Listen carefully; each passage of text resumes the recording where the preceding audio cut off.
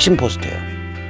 오바마 말에 10월 달에 그때는 이제 힐러리 클린턴이 당선된다고 다 얘기할 때죠. 이때 대북 정책 특별 대표가 돼요. Special Representative for North Korean Policy인가 뭐 그래요. 이게 그 직함의 제목이. 이제 대북 정책 다 잡고 흔드는 상황이 그런 사람이 된 거예요. 그래서 이 조중동이나 김무성류의 사람들을 만나서 제가 한 1년 전부터 예를 들면 이게 이게 미중 전쟁 벌어지고 이거 끝까지 가는 게임이고 이거 북한 해방 임박했다. 미국이 아마 북한 접수 해방으로 갈 거다. 이런 얘기를 하면 조셉 윤은 전혀 그렇게 생각 안 해요. 그 조셉 윤 말 좀 들어보세요. 이런 말을 제가 여러 군데서 들었어요. 그러니까 이 조중동이나 김무성류의 사람들한테는 조셉 윤은 거의 바이블이에요. 교과서. 친성 불가침한 교과서적인 그런 그 전략가고 그런 비저너리고 그런 고급 정보통을 뜻해요. 이게 그럴 거 아니에요. 아들 부시 때 미 대사관에 정치 참사관을 했었고 한국말하는 한국계가. 오바마 때 동아시아 태평양국의 총책임자를 했고 국무성. 오바마 말과 트럼프 초 때 대북정책 특별 대표예요. 그럼 대북정책을 잡고 흔든 거예요 그때는. 그래서 트럼프 때 이 사람 보내가지고 원비어 데리고 오게 한 거예요. 그러니까 여기에 그 뭐 조선일보의 이제 그 기라성 같은 그 언론인들 뭐 김무성 같은 범털 정치인들은 조셉 윤의 말씀 그러면 딱 떠받들고 살아요.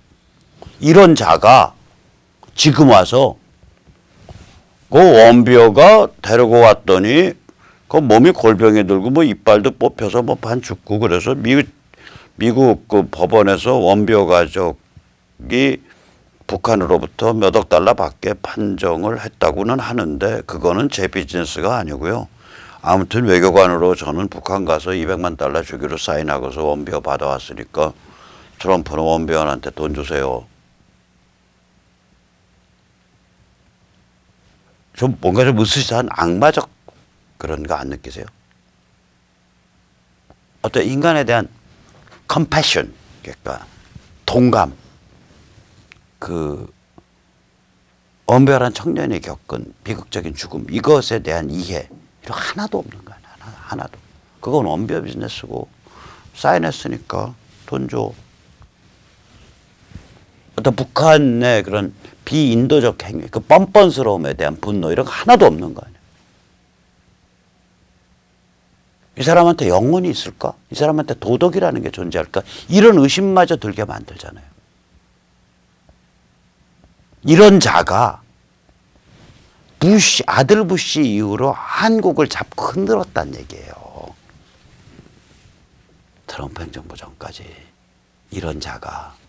그러니까 조중동 김무성류가 이런 자를 그 사부님으로 모시고 그 의견을 청취하고 해왔던 거죠. 이게 얼마나 흉악한 말이냐면 여기 빌 리차드슨, 이게 미국의 민주당 좌파가 굉장히 좋아하는 인물이고요. 당연히 스몰 딜, good enough 딜, 육자회담 이런 거 주장하는 자예요. 근데 나이가 많아요. 원로라고요. 이 사람이 지금 이 한반도 이런 구도 분단이 유지되면서 중국을 내세워서 북한 핵을 컨트롤하게 만들어야 되고 그다음에 적당히 미국이 달래줘가지고 비핵화 비슷한 거 이끌어내야 된다. 뭐 이 구도를 실제로 지금 살아있는 사람 중에서는 이제 제대로 이제 이런 구도를 제대로 주장하는 최고 원로 대장이라고요. 국무부에서 내려가지고 최고위직을 했었고요. 뉴멕시코주의 주지사까지 했었고요. 최근에는. 그리고 미국 좌파 민주당 좌파들이 최근에 한 수십 명이 사인해가지고 노벨 평화상 추천을 한 자고. 이런 자도 원비어 몸값 200만 달러 서명했으니까 트럼프는 줘야 돼. 이런 소리는 안 해요. 마크 피츠패트릭. 이 사람도 입만 뻥끗하면 스몰 딜, 굿 이너프 딜 얘기하는 사람이고 육자회담 얘기하는 사람이지만 이 사람도 차마 야, 그 원비어 몸값 200만 달러 미국에 줘야 돼 이런 소리는 안 한다고요. 조셉은 대단한 사람이에요. 그래서 제가 이 사람이 대학을 어딜 나왔나 봤더니 영국에서 나왔어요. 어렸을 때 그 국제 의료 선교 활동 가는 아버지를 따라서 나이지리아에서 걷고 공부를 영국서 했더라고요. 영국에서 카디프라고 굉장히 그 좌파 리버럴스러운 대학에서 학부를 했고 대학원을 참 살벌한 대학원을 다녔어요. 1970년대 LSE, 런던 스쿨 오브 이코노믹스, 런던 정경대라 그러면요. 이 사람이 1970년대 나왔는데 이 서방 국가 중에 서방 자유세계 중에 가장 새빨간 대학입니다. 지금은 좀 낮았어요. 박원순 그 아들과 며느리가 LSE, 런던 정경대 나왔죠. 그래서 제가 영국서 공부했다는데 굉장히 좌파스럽다 그러면 어디서 공부하셨어요? 혹시 LS에서 공부하셨어요? 이렇게 물어요. 거기 그 아주 제대로 훈련된 그 좌파들, 학자들이 굉장히 많았던 대학이고 특히 1970년대는 이게 말할 수가 없어요. 그 대학의 성격은. 그 대학의 1970년대 어떤 때냐. 이거 하나 딱 끝나죠. 그 대학에서 만들어진 게 뭐냐면 동성애 해방 전선, 게이 리버레이션 프론트라는 게 만들어졌습니다. 이게 전부 남자들이에요. 여기 그 깃발 보세요. 게이 리버레이션 프론트라고 써 있어요. 왼쪽 사진에 있는 깃발. 1970년대 이미 이걸 주도한대요, 여기가. 근데 이런 것만 주도했냐? 아니에요. 배경엔 살벌합니다. 배경엔 완전히 새빨간 학풍이 있어요, 그 학교에. 이 학교는 처음 만들어질 때 주요 멤버가 그 시드니 웹, 베아트리스 웹이라고의 부부인데 이게 완전히 스탈린주의 공산당이에요. 이 원래 그 상류층 부부인데 얼마나 흉악하냐. 1933년에 우크라이나에서 스탈린이 수백만 명 굶겨 죽었잖아요. 그 사정 알면서도 그거 좀 사람 좀 그렇게 죽이면 안 되나? 이따우 소리 해가면서 스탈린을 변호했던 그런 흉악한 것들이에요. 이것들이. 이런 자들이 만든 대학의 학풍이 이어져 내려온 게 LSE입니다. 그러니까 1970년대 조셉 윤이 그 학교에서 다녔을 때는 살벌한 대학이에요, 거기가. 그런 학교를 다녔던 사람이더라고요. 제가 보니까. 그래서 제가 이해가 돼요. 이게 뭐냐, 서구 해체혁명의 본산인 거거든. 이 해체혁명의 뿌리를 캐면요, 왕년의 빨갱이들이에요. 이게 왜 그러냐면 왕년의 빨갱이들 입장에선 이제 공산혁명을 할 수 있는 사회가 안 됐어. 오케이? 그럼 혁명의 본질은 뭐야? 아, 공산주의가 아니네. 꼭 공산주의 안 가더라도 사회 근본을 다 해체시켜버리면 되는 거네. 오케이? 그럼 이제부터 우리는 공산주의 얘기 안 해. 우리는 근본을 해체할 거야. 가족을 해체하고 전통 가치를 해체하고 선악의 개념을 해체하고 옳고 그름의 개념을 해체하고 진실이냐 거짓이냐라는 구분을 해체하고 이렇게 튄 거예요. 자, 그런데 서양은요, 특히 미국 같으면 해체혁명이 불더라도 굳건한 기독교 보수주의가 밑에 받치고 있는 데다가 기반엔 그 다음에 머리에는 이 사람들은 그 빛나는 전통을 알아요. 지중해의 전통. 두 개의 기둥 아닙니까? 지중해가. 하나는 유대 기독교 기둥이고요. 다른 하나는 헬레니즘 라틴 전통이잖아요. 그리스 라틴 전통 아니에요. 이 고전의 뿌리, 그 고전의 거대한 바다를 안다고요. 그러니까 20세기 1960년대, 70년대부터 이렇게 막 무지막지 않은 해체 광풍이 몰아쳐도 거기에 도끼를 흡수를 해도 그 머리 위에는, 그 배경에는 고전의 세계에 대한 이해가 있는 거예요. 그러니까 이 도끼를 덜 탄다고요. 그런데 미국으로 유학 갔어. 영국으로 유학 갔어. 뭐만 배우겠어요? 떨렁. 해체 그것만 배우는 거예요. 20세기 후반 1960년대 일어난 70년대 일어난 그 해체의 그 말장난 그것만 배우는 거예요. 그것과 상관없이 존재하는 2000년 된 전통은 못 배우는 거예요. 조선 것들은. 거기다가 조선인이니까 한국인이니까 뭐가 그다음 뻥 와요. 중국 붙잡고 번영해야 되잖아. 중국복 맞죠. 거기다 한국인이니까 뭐가 와요? 전쟁이냐 평화냐. 오케이 전쟁 싫어. 그럼 분단해야지. 분단하려면은 쟤들을 교류와 협력의 파트너로 삼아야지. 분단해서 친북까지 그 뽕을 만든다고. 원래 배워온 원단이 서구의 해체혁명 원단이에요. 썩은 고기 덩어리예요. 그 썩은 고기 덩어리에다가 친중뽕 놓고 분단 친북뽕을 또 넣어보세요. 그래가지고 머릿속에 뇌수 대신에 그걸 탑재한 거예요. 저는 조세빈이 거의 그 지경까지 갔는지 안 갔는지 모르겠는데 서구 해체혁명의 뽕은 제대로 맞은 사람 같아요. 그 원단은. 그렇게 해체혁명을 제대로 뻥 하고 맞으면 거기에 무슨 진실 거짓이 어디 있으며 거기 인간에 대한 도리라는 게 어디 있겠냐고. 그러니까 자기 평생 저것만 해왔으니까 그거 뭐 상관이야. 거기 진실 거짓이 어디 있어. 원비요? 그 사람이 뭐 벤줄이 이빨에 뽑혔나 보지. 좀 맞아가지고 죽을 지경이 됐나 보지. 아무튼 내가 사인하고 빼왔잖아. 그럼 사인한 대로 트럼프는 돈 줘야지. 그거 원벼 가족이 무슨 북한에서 뭐 4억 달러 받으라고 미국 법원이 뭐 판결했다면 그거는 미국 민간인과 북한 정부의 문제고 내가 사인한 건 미국 정부와 북한 정부의 문제니까 이건 다른 얘기야. 이거 돈 줘 빨리 이 소리 한 거예요. 이거 아주 흉악하더라고요. 조세빈 씨 혹시 제가 귀화를 잘못 해석을 한 게 있다면 그리고 혹시 명예훼손한 게 있다면 이메일로 연락 주세요. 제가 정중히 정정해 드리겠습니다. 자, 상황이 이렇게 일어났음에도 불구하고 제도권은 지금 비참하게 짝이 없죠. 일단 자유한국당 같은 야당은 무기력하고 개념이 약해요. 이거 뭐 선거법 중심으로 해서 튀어나오긴 했는데 이걸 계속 싸워야 되는지 말해야 되는지 싸우자니 지구당에 동원령 내리는데 지구당 입장에서는 한 번씩 동원할 때마다 200~300만 원 각 지구당에 한 200~300만 원씩 깨지고 지구당에서 죽는 소리 나고 계속해서 제해서 싸울 수도 없고 그렇다 그래서 무슨 의원직을 내 던질 수도 없고 이게 싸움이 뭔지도 모르겠고 이 싸움의 본질은 뭐냐면요. 배경에 깔려 있는 건 자유 진영과 전체주의 혹은 유사 전체주의 사이의 싸움이에요. 배경에 깔려 있는 이걸 해석을 못 한다고요. 상황을 그렇게 본 적이 없거든 이 사람들이. 야당 의원들이. 그다음에 조중동은 비열하죠. 조중동이 이 싸움의 본질이 유사 전체주의에 대한 싸움이다라는 각도에서 해석한 기사가 있나? 제가 아무리 봐도 없어요.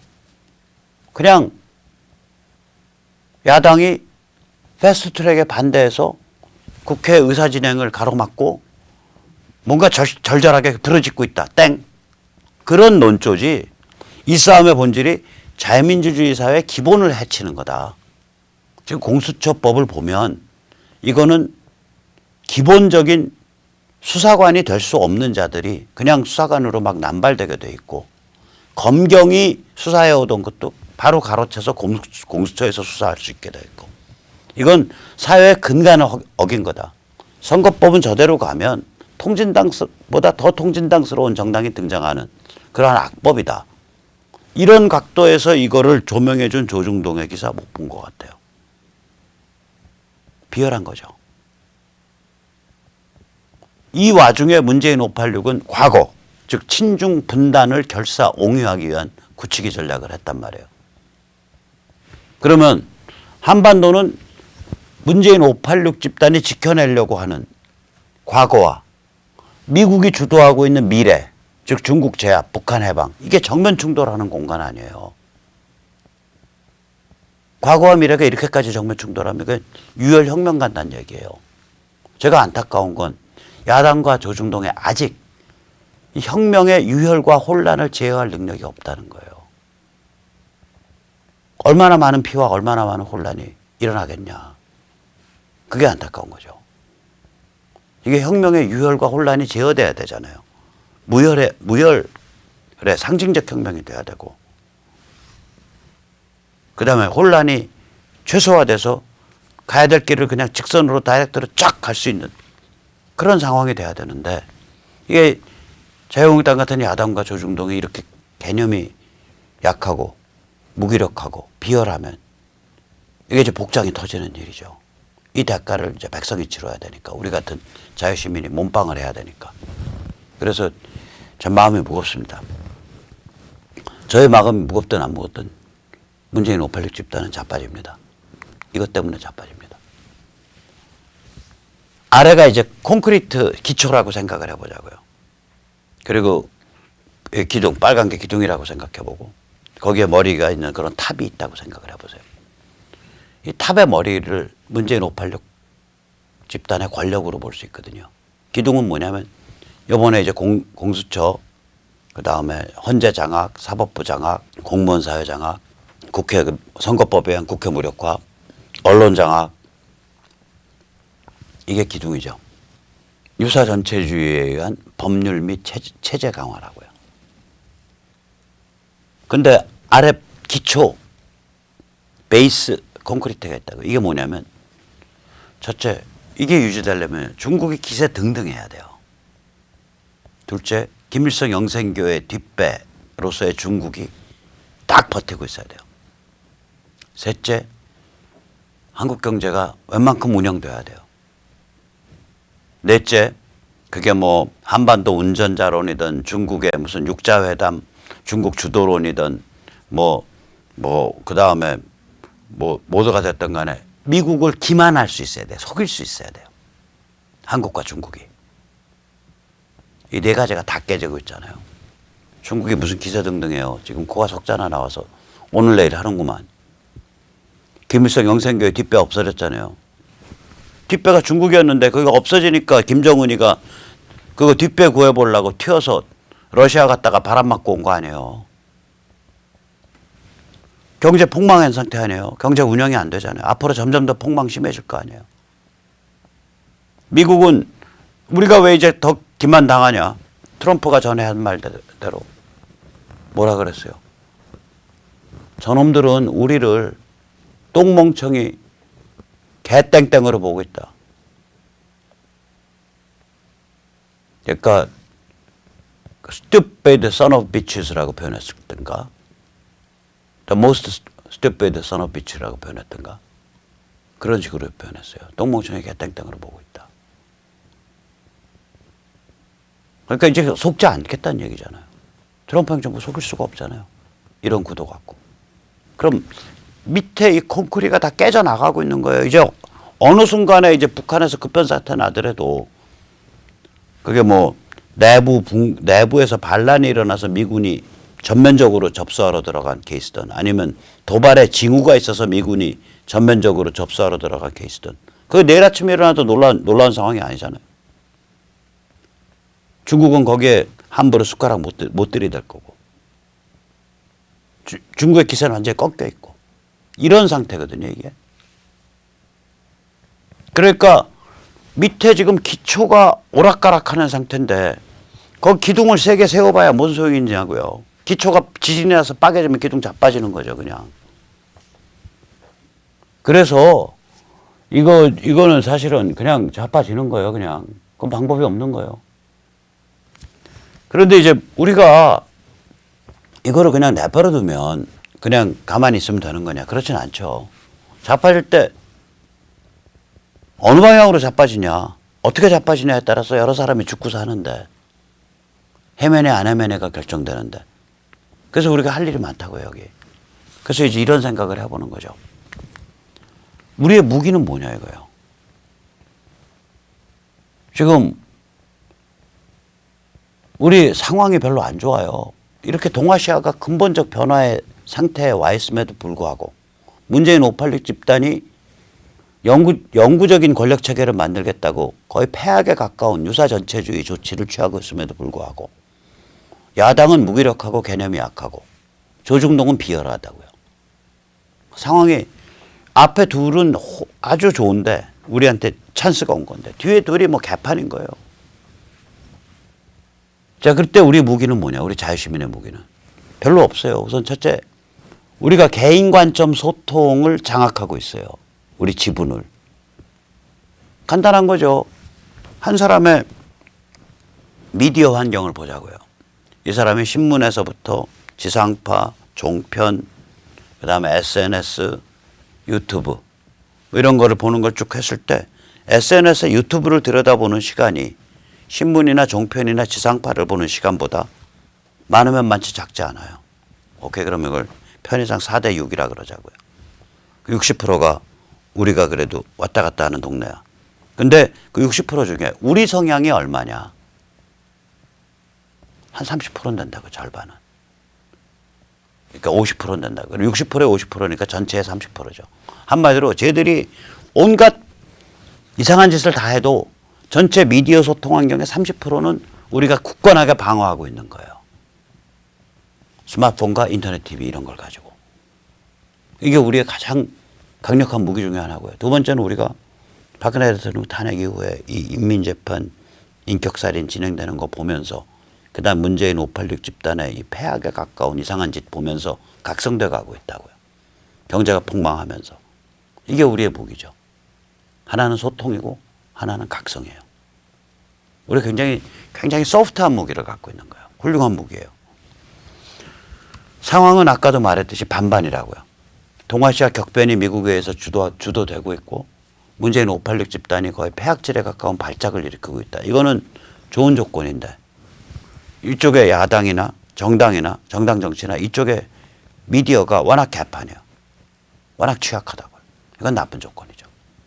그러면 야, 이거 이런데 이게 급변사태가 올 텐데 쓰나미가 올 텐데 우리가 뭘 목표로 해?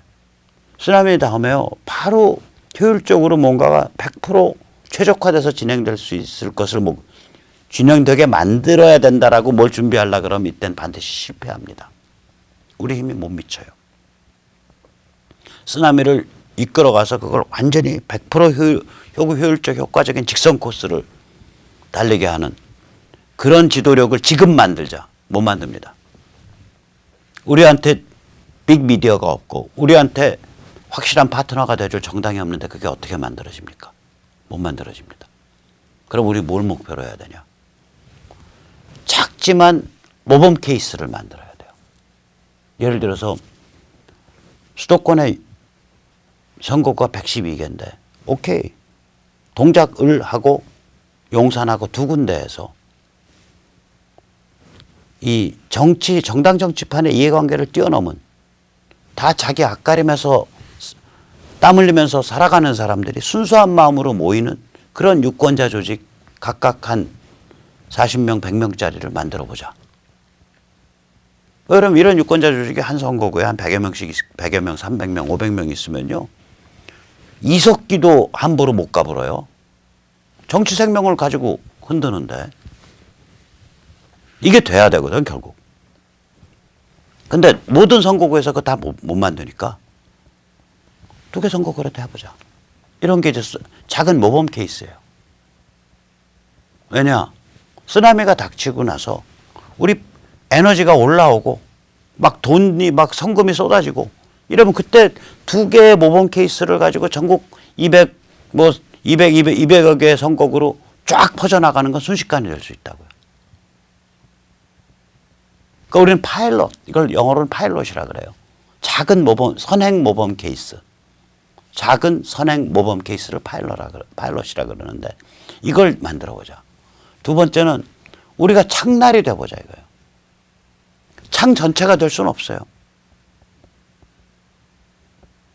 에너지도 될 필요가 없어요. 에너지는 좋은 시절이 오면, 시절 인연이 닿으면, 불교 용어로 말하자면 시절 인연이 닿으면 에너지는 뒤에서 밀려든다고요. 평양 붕괴가 일으키는 에너지, 미군에 의한 북한 접수 해방이 일으키는 에너지, 이게 뒤에서 밀려든다고요. 그 에너지가 밀려들었을 때 앞에 막대기 끝이 뭐 이만한 널판지로 돼서 못 파고들잖아. 상대를 못 파고들어요. 창날이 돼야 돼. 창날이란 건 뭐냐? 좌표를 미리 상대방 이마에다가 딱 찍고 다니는 거예요. 얘 이런 놈이야. 얘 이런 문제 있어. 요거는 이런 노선은 이런 문제 있어. 이거는 이렇게 고쳐줘야 돼. 이거죠. 우리가 그 선도를 하는 창날이 돼야 돼요. 그 에너지를 선도해 주는. 그걸로 스스로를 벼려내야 된다고요. 그 다음에 세 번째. 우리 마음속에 매일 수십 번, 수백 번이라도 이거는 궁극에 가서는 정신의 전쟁이다. 쟤들이 지금 힘을 쓰는 이유는 쟤들이 언어와 상징과 담론을 장악했기 때문이다. 쟤들이 학교를 장악했고 초중고등학교를 장악했고 쟤들이 대학을 장악했고 쟤들이 언론을 장악했고 쟤들이 예술계를 장악했고 쟤들이 비평을 장악했다. 이거는 처음부터 끝까지 정신의 전쟁이고 이 정신의 전쟁은 앞으로 서로 정치 권력을 우리가 바로 1, 2년 안에 되찾아오더라도 이 정신의 전쟁은 앞으로 30년 동안 50년 동안 문질러야 된다. 뭘 파트너로 삼아서? 미국에서 일어나는 보수 혁명을 파트너로 삼아서 거기서 일어나고 있는 정신적 변화를 우리가 잘 관찰하고 배워와서 이 한반도에서도 정신의 전쟁을 전개해야 된다. 이게 우리 목표가 돼야 돼요. 그러니까 파일럿을 만들고 창날 역할을 해주고 정신의 전쟁을 준비하고 진행하는 거. 여기에는 아무 돈이 안 생겨요. 권력도 안 생겨요. 그래서 어려운 일이에요. 근데 그 어려운 만큼 여기에 이 메시지를 수신하고 같이 힘을 모으려고 오시는 분들은 그만큼 순수하고 질이 높으신 분들이에요. 그래서 씨앗이 잘 다져져 가고 있다고 저는 낙천적으로 생각을 합니다. 우리가 해야 될 일은 끊임없이 유튜브와 SNS를 통해서 학습하고 끊임없이 유튜브와 SNS와 같은 개인 관점 소통 네트워크를 강화하고 끊임없이 그게 뭐 선거구 단위든 다른 단위든 조직화를 시도하고 끊임없이 크고 작은 저항을 시도하는 것. 우리가 네 가지 해야 됩니다. 자, 그런 의미에서 이번 목요일 날 오후 6시 30분 용산에 우리나라 왕 정치 철새죠. 진영 지금 저기 뭐 행안부 장관가 있죠. 거기에 가서 용산이 정치 철새 도래지냐. 그리고 정치심판대회 제5차 정치심판대회를 합니다. 아까 말씀드렸듯이 우리 힘이 약하기 때문에 동작구 그러니까 나경원 선거구하고 용산구하고 두 개에서 우리가 모델 케이스를 만들어내려고 하는 거예요. 5월 2일 목요일 날 오후 30분 지하철 효창공원역 3번 출구입니다. 예, 감사합니다.